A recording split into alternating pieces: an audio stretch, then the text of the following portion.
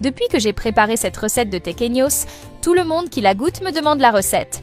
Je vais commencer par mettre 3 tasses de farine de blé dans un bol, une cuillère à soupe de levure chimique, une cuillère à soupe de sucre et une cuillère à café de sel, pour bien mélanger les ingrédients. Aussi un œuf et une demi-tasse de lait pour continuer à mélanger. Et avant que j'oublie, dis-moi de quelle ville tu nous regardes pour que je t'envoie un câlin spécial.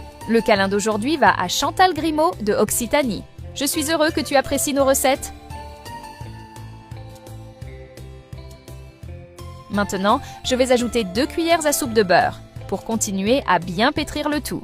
Après avoir atteint cette consistance, je vais retirer du bol et continuer à pétrir sur une table avec de la farine de blé. Ainsi, la farine de blé va bien enrober la pâte. Avec elle ainsi, je vais la transférer dans un autre grand bol et je vais la couvrir avec du film plastique pour la laisser reposer jusqu'à ce qu'elle double de taille. Après cela, je vais retirer du grand bol. Je vais la remettre sur une table avec de la farine de blé pour bien étaler la pâte avec un rouleau à pâtisserie. Ensuite, je vais couper la pâte en forme carrée en retirant l'excès de ses bords. Ainsi, je vais continuer à l'étaler avec un rouleau à pâtisserie. Après, je vais couper en plusieurs longues bandes.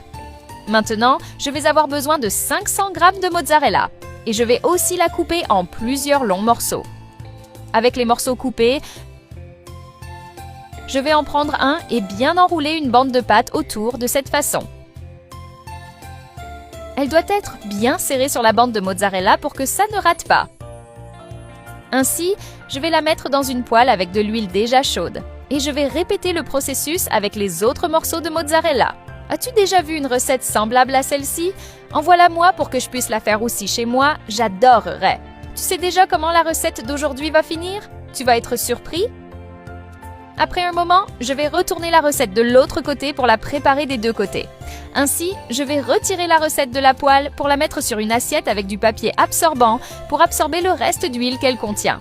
Cette recette est bien plus délicieuse que celle semblable vendue dans les snacks conventionnels de la ville, en plus d'avoir été faite avec beaucoup plus d'amour et de soin. Pour compléter la recette, je vais utiliser du ketchup. Ce n'est pas obligatoire, tu peux aussi utiliser la sauce que tu préfères pour déguster cette recette. Regarde comme le plat d'aujourd'hui devient beau, j'ai hâte de pouvoir le goûter quand il sera enfin prêt à manger. Je suis sûre que tu as déjà eau à la bouche, rien qu'en voyant comment ça devient. Ne reste pas à avoir envie et fais-le aujourd'hui même chez toi aussi, il sera incroyable.